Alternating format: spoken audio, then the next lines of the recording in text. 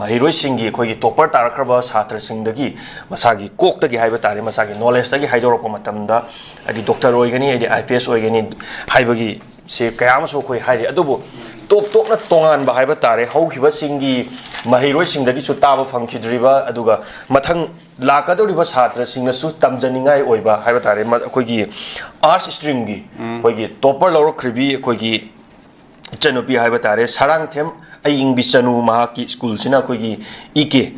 higher secondary school sangafam da laiba mahaki mamagi mamingna khoi sarang them romapati laima aduga magi babagi mingna sarang them labango maitei mahase khoi gi langthapa le makha lekai dagi satri ne haiba tare oja mahakna mahaki opinion se khoi pongmi singna hangoma tamda khoi gi laingak se khoina hauji hujik leiriba khoi gi manipur hariba laingak se state asida koi law haibase leitre law gi chatnabi na karino masida phangadariba wild jina karino chatna lon cha che karino haibase kangkhong chai de chatnabi se karino law je leitre haibagi yam phajaba angang jina mot am phongdori mahak se chaura kanda haibadi mahaki mahai masing tamaba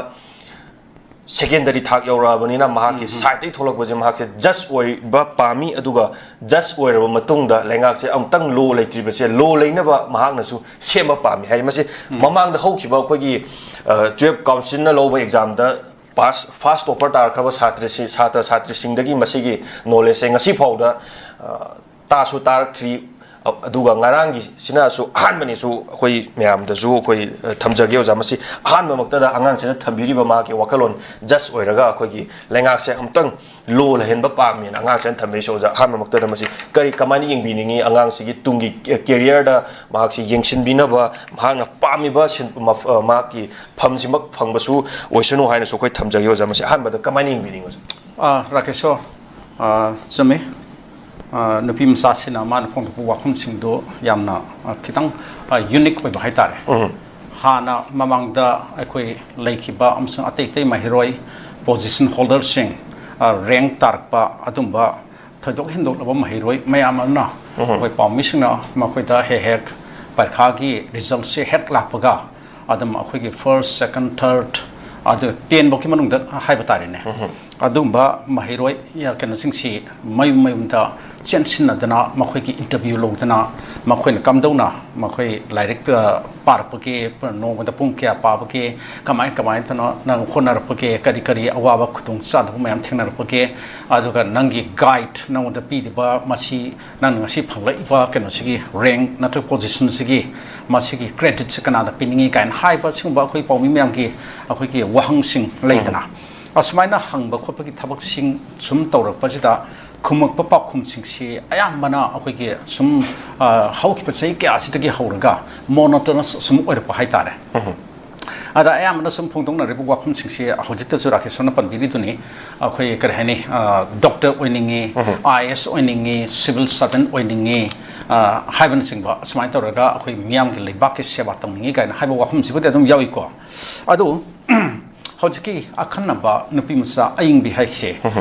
aisu maki kano to interview to pai aina parisna khoi ki hi sen express na anuba newspaper man lei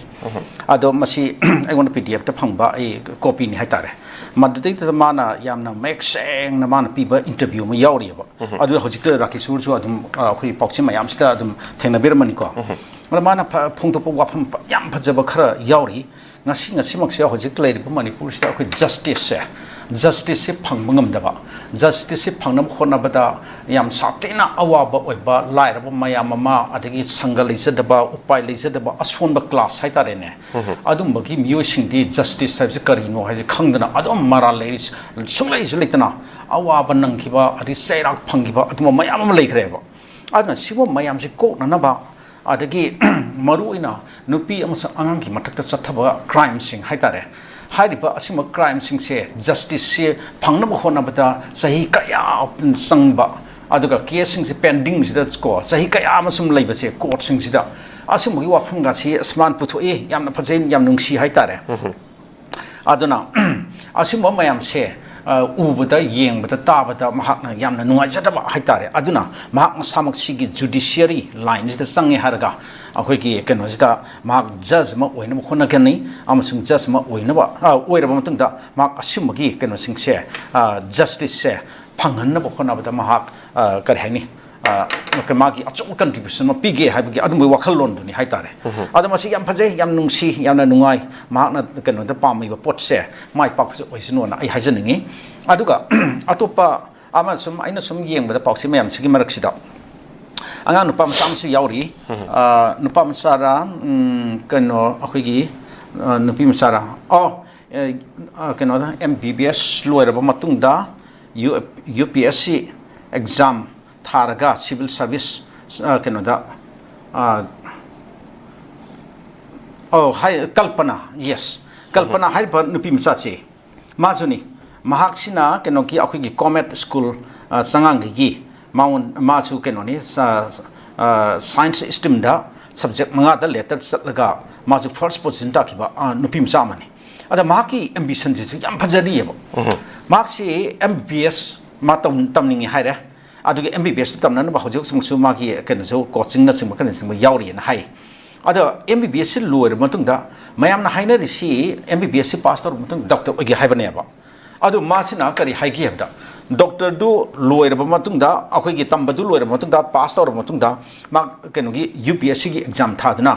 IAS ओइबा पामी हाय सिसु अदुम खरा unique ओइबा वाफम अमनि हाइतारेने अदना मयामना पामनरिसि अखोगी MBBS ओइनबा होनबंतदा अदुम Aruba कनो अमनि हाइतारे मसिसु यामना Aruba course मनि अदना मागिसु मतम चप चाना संजरिबनि हाइतारे अदो असुंबा course लोयरबा मतुंगदा मयामदे doctor ओइबा हाइना अदुम कन्न खनरिबनिना डॉक्टर अमबो ओइबा पामबा ओइरबा फंगबदि पुनसिसे माइ पाक्लबनि काकेना खनबा अदुंबा सेक्शन खरसु लई हाइतारे अवै सोसाइटीसदा असमाइना तौरिङै मरक्सिदैसदा महाकि MBBS लोयरबा मतुंगदा कनदा सिविल सर्विस की एग्जाम से थागनी अदुगा IAS ओइरगा अखोगी लेबाक सि सेवा तोगनी मियांगी कनो मयाम मा अदगी हजिक लेबा अखोगी जस्ट कनो से सॉरी लेबाक की सर्विस एडमिनिस्ट्रेटिव सर्विस हाइतारे मसदि स तौरिबा चथरिबा थबक थवंग सिंग नुआइतबा पेनदबा मयाम मागी सु लेजर मतारे अदु मयाम पुनमुक से मसिसु महाकना ngamjaba mongda अखोई करेक्शन तौरगा मदुगी मागी कनो द कंट्रीब्यूशन पीगनी kana हाइबगो वफम सि यावरी अदो असिमसी याम फै समाइना खोइना अतोप नहा मयाम सम खोइ ngarang अखोगी पोजिशन होल्डर मयाम सम खोइ जु मान माना पामजबा कनो सिविल सर्विस लाइन दा चंगनी ग्रेजुएट लोयरगा अदगी कनो तोगनी हाइबन सिम मयाम यावरी अदि अमजु यावरी ngarang गित यामना कनो दा यूनिक ओइबा अदुंबा महिरु एमसी यावरी